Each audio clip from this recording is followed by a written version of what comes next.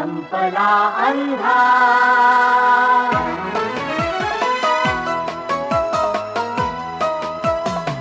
संपला अंधार आता सूर्य ज्ञानाचा उजेला, संपला अंधार आता सूर्य ज्ञानाचा उजेला, लागल्या वाटा दिसाया, लागल्या वाटा दिसाया, शक्ती लाभे चालण्याला, संपला अंधार.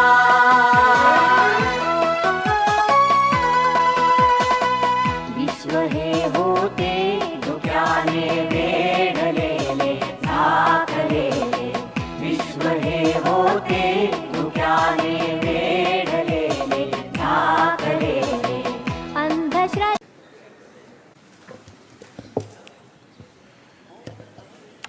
प्राध्यापक धनागरे नी जे काही अध्यक्षीय भाषण केलं, म्हणजे ट्रूली अध्यक्षीय भाषण ज्याला म्हणायचं, अशानंतर मी काय विचार मांडावे, कारण मी ह्या सगळ्यांच्या तुलनेने अनुभवानी कमी आहे, ज्ञानानी कमी आहे, आणि एक वेगळ्या प्रकारचं कदाचित विश्व मी बघितलेलं आहे, आणि ज्याच्यातलं जे काही मला समजलेलं आहे हे आपल्या सगळ्यांपुढे मांडायची जी संधी मला डॉक्टर जोशी, डॉक्टर पाटकर आणि आपण सगळ्यांनी दिलेली आहे, याच्याबद्दल आभारी आहे.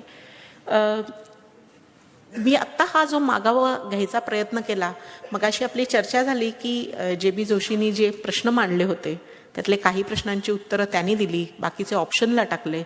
मी त्याच्यापेक्षाही कदाचित नवीन युगाची कदाचित विद्यार्थिनी असल्यामुळे मी पूर्ण पेपरलाच फाटा दिला आणि प्रश्नांचीच वेगळी मांडणी करायचा प्रयत्न केला माझ्या अनुभवांच्या दृष्टीने. असे पेपर तपासले जातात की नाही मला माहिती नाही, पण तुमच्या पुढे मांडायचा तरी नक्की प्रयत्न करते. आणि यातली एक गंमत सांगू का तुम्हाला? जरूर. नागपूर विद्यापीठामधले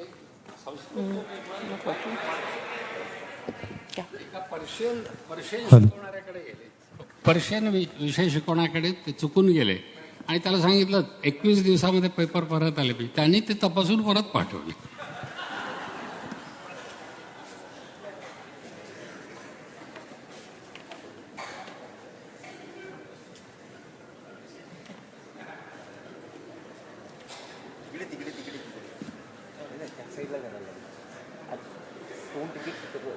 परत सुरुवात करते मुद्दाम दुसऱ्या महायुद्धानंतर. दुसऱ्या महायुद्धानंतर याच्यासाठी की हा जो काळ आहे दुसऱ्या महायुद्धानंतरचा, तेव्हाच भारत पण स्वतंत्र झाला. मगाशी धनागरेंनी जो उल्लेख केला तो पूर्ण पंडित नेहरू, आपण भारताने स्वातंत्र्यानंतर जी काही विज्ञान तंत्रज्ञान विषयक धोरणं अंमलात आणली, ज्या संस्थांची निर्मिती झाली आणि विश्वभरात पण अशाच बऱ्याच बदलांची एक नांदी जी आहे ही दुसऱ्या महायुद्धानंतर झाली. आणि म्हणून मला ह्या काळापासून मागोवा घेणं हे जास्त प्रशस्त वाटतं. याच्यामध्ये जी ह्या काळाने एकूणच विकास नावाची एक मी म्हणेन टर्मिनॉलॉजी प्रचलित केली, आणि ह्या विकास नामक टर्मिनॉलॉजीमधनं प्रचलित झालेली जर काही सत्य असतील आणि जी वेगवेगळ्या संस्थांच्या निर्मितीमध्ये धोरणांमध्ये प्रतिबिंबित झाली, तर ती कुठची सत्य? एक म्हणजे की राष्ट्र हेच चिरकाल आणि सर्वभौम असं एक सत्य आहे. राष्ट्र नावाची जी एंटिटी आहे, प्रत्येक म्हणजे तोपर्यंतचे आपण बघितलं तर त्याच्या काळी आधी झालेले जे विश्लेषण आहेत ती पण की ब्रिटनमध्ये एनलाइटनमेंट का झाली, आणि त्याच्यामध्ये मग ब्रिटनमधलं जे संशोधन आहे त्यावेळेस एकूण सामाजिक परिस्थिती कशी होती, ती तिथल्या संस्थांची परिस्थिती कशी होती, राजा आणि प्रजा आणि चर्च यांच्यामधलं बदलतं नातेसंबंध, ह्या सगळ्याचा आलेख घेत समाजशास्त्रामध्ये खास करून एनलाइटनमेंट पिरियड त्याच्यातनं आलेली संशोधनं याचा अभ्यास केला जातो. तसंच परिस्थिती आपण बघितलं तर फ्रान्समध्ये पण, जर्मनीच्या बाबतीत पण, की कुठे काय कसं निर्माण झालं विज्ञान, आणि ह्याला आपण राष्ट्र हे कंटेनर म्हणून मानतो की त्याची बाउंड्री जी आहे, त्याची एकूण ज्या समाज जो आहे, राष्ट्र आणि समाज हे पण एकत्र इक्वेशन, आणि हे राष्ट्र कधी बदलत नाही, ते चालत आलेलं आहे पूर्वकाळपासून आणि पुढे पण तसंच राष्ट्र ही एक एंटिटी म्हणून चालू राहणार आहे, असं एक सत्य डेफिनेटली आपल्याला ह्या विकासाच्या एकूण गोष्टीमध्ये दिसतं, सत्यामध्ये. दुसरं की सगळ्या राष्ट्रांसाठी पूर्ण विश्वामध्येच विकास म्हणजे काय, तर ह्याची एक समान कल्पना आहे. आणि हा विकास फक्त त्याचं पेस जे आहे, स्पीड जो आहे, तो वरखाली होऊ शकतो.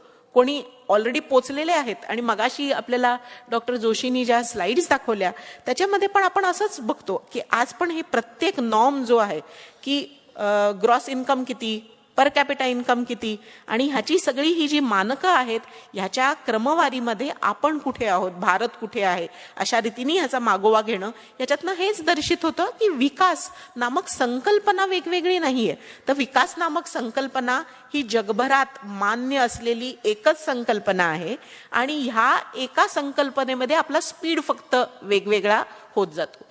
तिसरं मला असं वाटतं की जे खूप महत्त्वाचं आहे ते म्हणजे की विकास कसा घडवायचा, तर ह्याच्यातलं सत्य म्हणजे विकासासाठी आवश्यक शिक्षण आहे, विकासासाठी आवश्यक विज्ञान आहे आणि वैज्ञानिक दृष्टिकोनाचा प्रसार आहे, आणि हे सगळं जर करायचं त्याच्यासाठी भांडवल आणि माहिती ह्याचा मुक्तपणे प्रसार आणि प्रचार झाला पाहिजे. त्याच्यासाठी राष्ट्र हे बाउंड्री म्हणून राहता कामा नये, ते सबंध जगभरात फ्रीली वाहतं असलं पाहिजे. तर त्या दृष्टीने आपण जर भारताचा रिअली विकास आलेख जर मांडला तर आपल्याला काय दिसतं, आणि हे मला असं वाटतं मी खास करून ज्या घटकांच्या सोबत काम करते, जे समाजातले आदिवासी आहेत, आज आपल्या भारतभरामध्ये म्हणजे आज अनेक केंद्र सरकारची अशी पॉलिसी डॉक्युमेंट्स आहेत की ज्याची सुरुवात अशी होते, आणि हे मला वाटतं मुद्दाम सांगण्यासारखं आहे, slums are an integral part of Indian urbanisation. Integral part of Indian urbanisation म्हणजे हे आमची धोरणं जेव्हा ऍक्सेप्ट करतात की झोपडपट्ट्या असणारच, आणि फक्त असणार नाहीत, परंतु आमच्या शहरीकरणाचा तो एक अविभाज्य असा भाग आहे. मला असं वाटतं की आपण एका वेगळ्या दृष्टीने आणि वेगळ्या घटकांच्या ह्या दृष्टीने हा कसा दिसतो विकास, याचा नक्की आलेख मांडायची जरूर आहे. काय दिसतं आपल्याला की आज आपण जवळजवळ 60 वर्षानंतर एक अशी केंद्रीकृत व्यवस्था आपण निर्माण केलेली आहे की ज्याच्यामध्ये आपण जरी म्हटलं की ग्रामपंचायत आहे, ह्या ग्रामपंचायत म्हणजे लोकांचं सरकार आहे, तिथे जरी काही आंदोलनांनी अशी हाक दिलेली असली की आमच्या गावात आम्ही सरकार आणि दिल्ली मुंबईत आमचं सरकार, तरी सुद्धा आज अनेक बाबतींमध्ये आपण प्रत्येक गोष्टीवर फक्त स्थानिक सरकारांवर तर सोडा, परंतु आपण केंद्र सरकारावर अवलंबून, आणि प्रत्येक गोष्टीमध्ये आणि समाजाच्या आणि आपल्या पब्लिक लाईफच्या प्रत्येक पैलूमध्ये हे केंद्रीकरण अनेक बाबतींमध्ये आपल्याला होताना दिसतं. आणि हे जगभराच्या पूर्ण ट्रेंडपासून वेगळं आहे की जिथे डिसेंट्रलायझेशन, विकेंद्रीकरण हे आपल्याला एक ट्रेंड म्हणून दिसतं. दुसरं की ह्याच्यामध्ये आपण काही उत्तम संस्थांची उभारणी केली. म्हणजे मगाशी मला असं वाटतं तुम्ही जेव्हा ICTचा CSIRचा उल्लेख केलात किंवा त्याच्यामधनंच BRC वगैरे ह्या एक्सलन्सच्या अशा जे बेटा आहेत अशा काही संस्थांची उभारणी आपण केली. कुठच्या ज्ञानाला आपण प्राधान्य दिलं, कुठच्या संशोधनाला आपण प्राधान्य दिलं, आणि ह्याच्यावर मध्ये जर बघितलं तर वेगवेगळ्या स्वरूपांनी मला वाटतं प्राध्यापक धनाग्रेंनी आपल्याला उदाहरणं देऊन सांगितलं की पाश्चात्य ज्ञान, पाश्चात्य तंत्रज्ञान, आणि जरी आपण वाद हा घातला नाही की ज्ञान हे एक आहे, त्याला राष्ट्राची जॉग्रफी नाही, सो इट कॅनॉट बी पाश्चात्य ज्ञान किंवा भारतीय ज्ञान, सगळं ज्ञान एक आहे, तरी सुद्धा त्याची जर दिशा बघितली की कुठून निर्माण होतंय आणि कुठे पोचतंय आणि कशा स्वरूपामध्ये पोचतंय, तर मला असं वाटतं त्याला हे राष्ट्रांचे रंग पण प्राप्त होतात. आणि आपण कायम पाश्चात्य तंत्रज्ञानाला आणि पाश्चात्य ज्ञानाला किंमत दिलेली आहे. कुठचं तंत्रज्ञान आणायचं, टेंडर्स कशी भरायची, त्याचे टर्म्स कसे असणार, याच्यामध्ये स्थानिकता कुठे आहे आणि ह्याचा शोध आपण नेमका कसा आणि कशा कशा रीतीने घेतला तर हे खूप महत्त्वाचं ठरतं. याच्यामधनं निर्माण काय झालं की विकासाची अनेक अशाश्वत अशी बेटं तयार झालीत. मला असं वाटतं सगळ्यात सुंदर उदाहरण जे आहे हे मला असं वाटतं आपल्या पूर्ण ग्रीन रिव्होल्युशनचं आहे. ग्रीन रिव्होल्युशनमध्ये जे जे काही पंजाबमध्ये आणि आसपासच्या प्रदेशांमध्ये झालं आणि त्याची आजची स्थिती आपण बघितली तर सायन्स टेक्नॉलॉजीमधनं नेमकं कशा प्रकारचं संशोधन झालं, ते कशा प्रकारे अंमलात आणलं गेलं, त्याचा फायदा काय झाला, किती काळपर्यंत झाला आणि त्याच्यातनं आज निर्माण होणारे जे सगळे विकासाचे प्रश्न आहेत, ह्याच्यासाठी कुठची टेक्नॉलॉजी, कुठचं सायन्स उपयोगाचं पडतंय, असा भला मोठा प्रश्न मला असं वाटतं आपण, आणि हे फक्त एक उदाहरण आहे. चौथी गोष्ट की मला असं वाटतं की केंद्रीकरण याचा अजून एक दुसरा निकष म्हणजे की आज ज्या पद्धतीने आज भारतामधलं शहरीकरण होतंय याच्याबद्दल आपण खूप बारकाईने विचार करायला पाहिजे.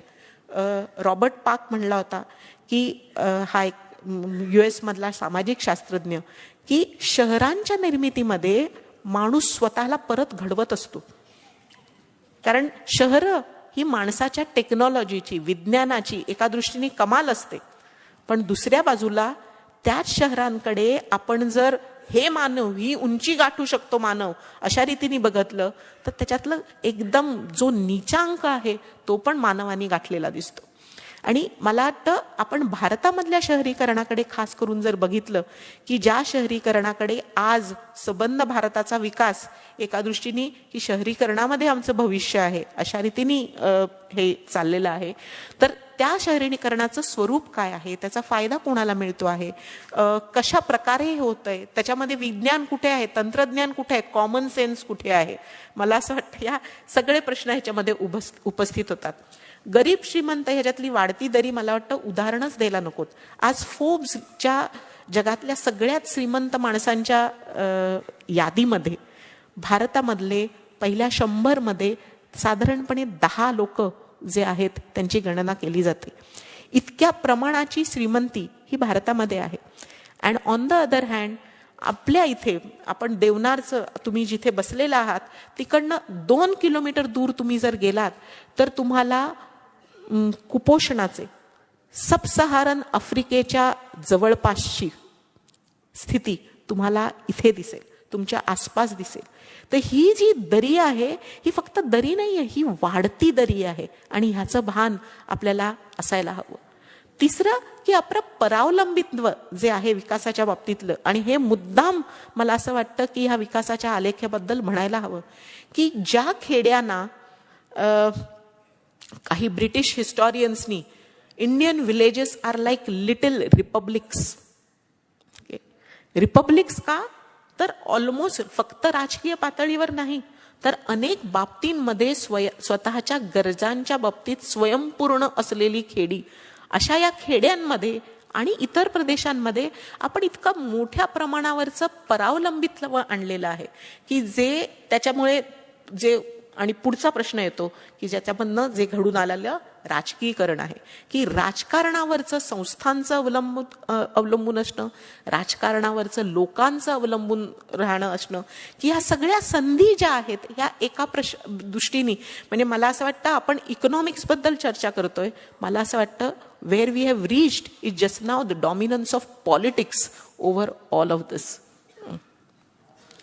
आणि थोडक्यात काय की ते विकासाने एका दृष्टीने भारतामध्ये उपेक्षितांची एक नवीन पिढी तयार केलेली. आपल्या समाजामध्ये अगोदरपासून अस्तित्वात असलेल्या जात, धर्म, लिंग याला आपण अजून नवीन आयाम जोडलेले आहेत की ज्याच्यामध्ये प्रदेशाचा आयाम आपण जोडलेला आहे या सगळ्या विभक्ततांमध्ये. आणि विकासाच्या पीडितांची एक नवीन पिढी आपण ऍक्च्युअली निर्माण केलेली आहे आणि यांची संख्या प्रचंड मोठी आहे.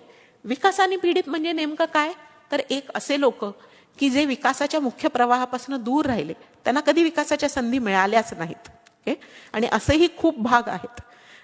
मी ठाण्यामध्ये आदिवासी प्रदेशामध्ये जेव्हा 15 वर्षापूर्वी पहिल्यांदा काम करायला गेले तेव्हा सुद्धा की भारत म्हणजे काय, स्वातंत्र्य मिळालं म्हणजे काय, अशा प्रकारच्या गोष्टीही पासून पूर्ण लांब असलेले आदिवासी तुम्हाला मुंबईपासून 70 ते 80 किलोमीटर किंवा त्याहूनही कमी अंतरावर ऍक्च्युली हे प्रदेश राहतात. म्हणजे आपण कुठे पोचू शकलोय असे लोक डेफिनेटली आहेत, केवढे तरी प्रमाणात आहेत.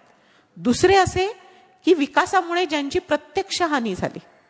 आज सगळ्या प्रकारचे प्रकल्प असं सांगतात की स्वातंत्र्यापासून आजपर्यंत जे प्रत्यक्ष वेगवेगळ्या विकासाच्या प्रकल्पापासून बाधित झाले, इन्क्लुडिंग हे BRCचे संशोधन, अशा लोकांची संख्या जी आहे ती 10 लाखाच्या वरती आहे.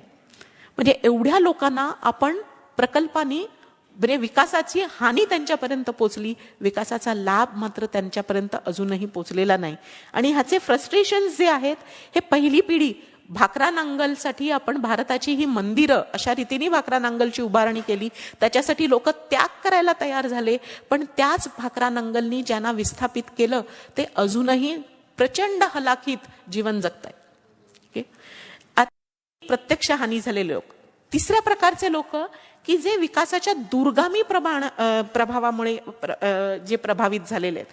आणि अशा याच्यात मी उदाहरण देईन की आज भारतामध्ये सगळ्यात मोठी जी आपल्याला चिंता करण्यासारखी गोष्ट आहे ती म्हणजे जवळजवळ 200 कोटी लोक आज आपल्याकडे असे आहेत की जे नाधड खेड्यामध्ये राहू शकत आहेत आणि नाधड शहरामध्ये राहू शकत आहेत, आणि ज्यांचं जीवन हे एका दृष्टीने फिरतं, अर्धवट असं जीवन राहिलेलं आहे.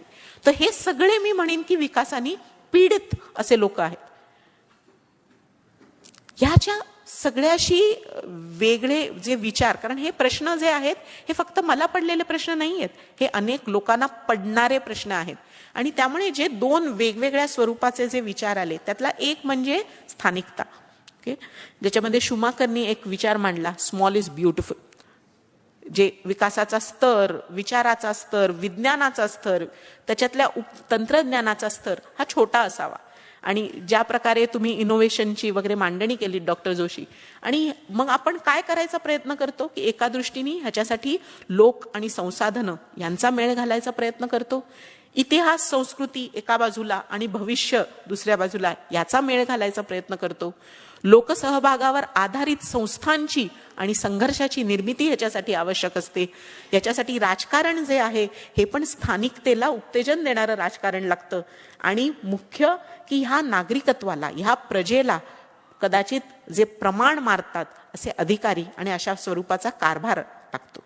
ही स्थानिकता जी आहे ही वेगवेगळ्या स्वरूपाने आपल्या समोर आली, आणि अशा ह्याच्यातनं येणारी जी संस्कृती आहे, या संस्कृतीने जे विज्ञान, तंत्रज्ञान, डॉमिनेटिंग विज्ञान आणि तंत्रज्ञान अशा आधारित जो विकास आहे त्याला लिटरली धक्का दिला. कशा रीतीने धक्का दिला की एक म्हणजे की वेगवेगळ्या लोकांनी अडथळे निर्माण करणे विकासाच्या ओव्हरऑल कामामध्ये, आणि त्यांना लिटरली अडथळा अशाच रीतीने अजूनही डील करण्यात येतं की तुम्ही विकासाच्या कामाच्या मध्ये येता. तर अशा रीतीने संस्कृती आपल्या समोर येते. त्यांनी नवीन प्रश्न निर्माण केले.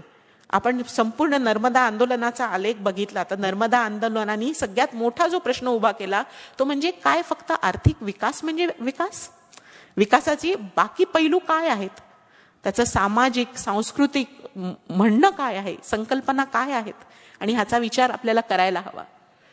तिसरं की ह्या सगळ्यामध्ये विकासाची संकल्पना जी आहे त्याच्यामध्ये सांस्कृतिक विवक्षितता असू शकते. भारतासाठी विकास हा इराणच्या विकासापेक्षा आणि अमेरिकेच्या विकासापेक्षा वेगळा असू शकतो, आणि हा जर विकास वेगळा असू शकतो तर त्यांना आपण एकाच मानकानी, एकाच मापानी मोजू शकणार का? हा पण एक वेगळा प्रश्न जो आहे हा या सांस्कृतिक धक्क्यांमधनं समोर आलेला आहे. चौथं, राष्ट्र या संकल्पनेला तडा गेला. कारण पूर्ण युरोपभर आपल्याला खास करून 21व्या शतकाच्या जवळपास येताना आपल्याला असं दिसतं की जिथे विकास होतोय, झालेला आहे, सगळ्यांना सर्व मिळतं आहे, अशा प्रकारची जी राष्ट्र ही कल्पना होती त्याच्यातनंच नवीन नवीन राष्ट्र उदयाला आली. छोट्या छोट्या अस्मितांमधनं राष्ट्र निर्माण झाली. आणि मुख्य जे राष्ट्र हे कल्पना जी आहे काय, आज उदाहरणार्थ आम्ही एक विचारतो की भारत म्हणजे नेमकं काय, याची निर्मिती कशापासून झाली? ब्रिटिशांनी भारताची निर्मिती केली. अखंड भारत म्हणजे काय? भारताची आजची राजकीय जी सीमा आहेत ह्या सीमांमध्ये असणारं जेव्हा प्रत्येक व्यक्ती आणि प्रत्येक राज्य जेव्हा या राष्ट्रीय अस्मितेशी आपलं नातं जोडू शकत नाही, कारण त्यांचे अनुभव त्या त्या ठिकाणचे वेगवेगळे आहेत, तर हे राष्ट्र म्हणजे नेमकं काय? जेव्हा आपल्याकडे बांगलादेशी येऊन राहतात त्याचा अर्थ नेमका काय? हे जेव्हा म्हणजे आज आपण जागतिक आणि वैश्विक प्रक्रिया ज्या आहेत ह्यांचा इन्फ्लुअन्स, जे स्थानिक प्रक्रिया आहेत यांच्याबद्दल काय, आणि त्याच्याविषयी आपण सामोरं कशा रीतीने जायचं, ह्या बदलणाऱ्या परिस्थितीमध्ये what is global, what is local and what is national, हे प्रश्न जे आहेत हे आपल्याला परत वेगळ्या रीतीने सामोरं जायला हवं.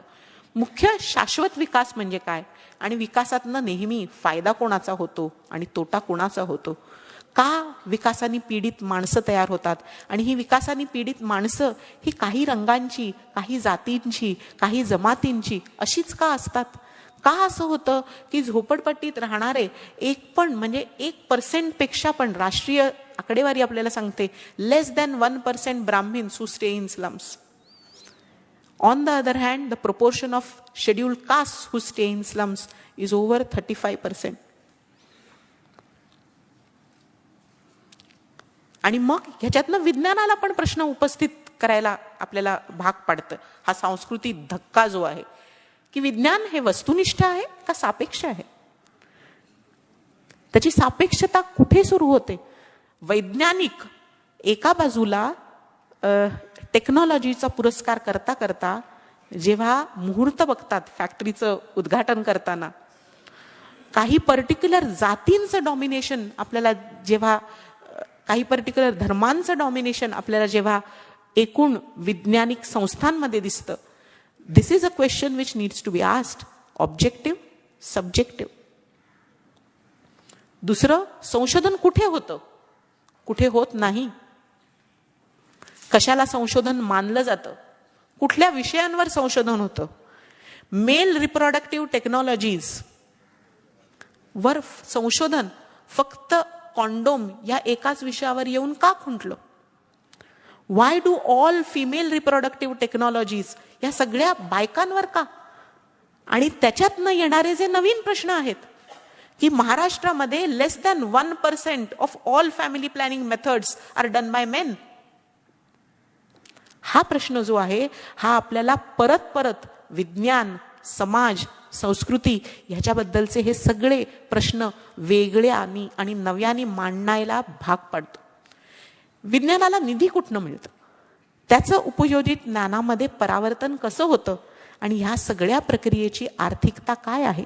आज औषधांच्या पूर्ण क्षेत्रामध्ये असेल, आपल्याला माहिती आहे की कुठच्या औषधांबद्दलचं संशोधन जे आहे हे पाठी हटवलं जातं, कुठच्या संशोधनांमधले त्यांना पुरस्कार आणि पुढे आणलं जातं, कशा प्रकारे आणलं जातं. And we need to ask all of this. आत्ताच्या स्थितीमध्ये आपल्याला असं दिसतं की राष्ट्र या संकल्पनेमध्येच सध्या झपाट्याने बदल होत आहेत, अर्थप्रवाहांचं जागतिकीकरण होतंय, आणि स्थलांतर हे जरी वैश्विक झालं नसलं तरी सुद्धा त्याचा प्रचंड विस्तार होतोय. युरोपमधलं आज प्रत्येक शहर जे आहे याच्यामध्ये अनेक मोठ्या प्रमाणामध्ये वेगळ्या राष्ट्रांचे लोक आहेत. ज्ञान संशोधन संस्था व त्यांच्या वितरण संस्था याच्यामध्ये मात्र अजूनही फर्मनेस आहे.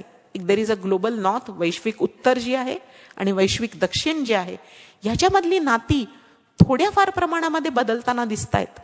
की भारताला आज काय गरीब राष्ट्र नाही तरी इमर्जिंग राष्ट्र म्हणून म्हटलं जातं, पण तरी सुद्धा हे नॉर्थ आणि साऊथ मधली दरी जी आहे मला असं वाटतं अजूनही अनेक वेगवेगळ्या मानकांमध्ये तशीच राहताना दिसते.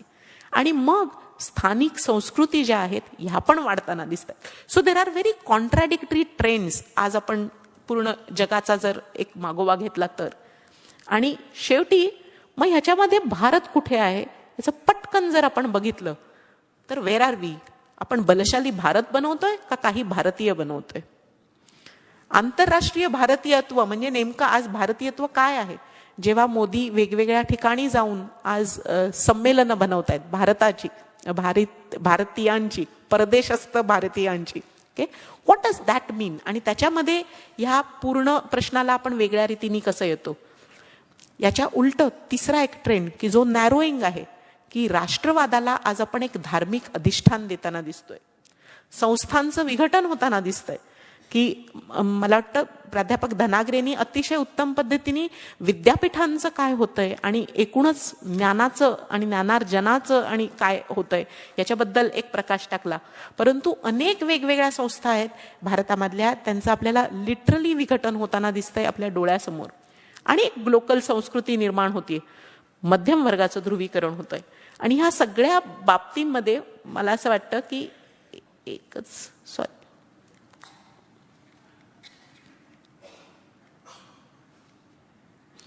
की आपण जे प्रश्न विचारले याची मला वाटतं सध्या पुनर्रचना करायची गरज आहे. आणि म्हणून मी म्हटलं तसं की पेपरला मी पूर्ण फाटा देऊन पेपरचंच स्वरूप बदलायचा प्रयत्न करते.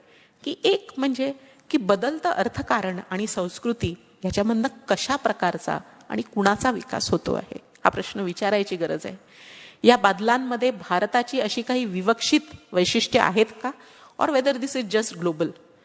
थर्ड, या बदलांचा फायदा कोणाला मिळतो, या बदलातून उपेक्षित घटकांना काय मिळाले आणि काय मिळायची संभावना आहे, आणि एकूणच समावेशक विकासाच्या, स्थानिक विकासाच्या काय संभावना आहेत. आणि मला असं वाटतं की हे प्रश्न आपण जर विचारले तर आपला मार्ग जो आहे, मी सुकर होणार आहे असं म्हणणार नाही, पण आपण निदान we may have identified some questions in the correct manner.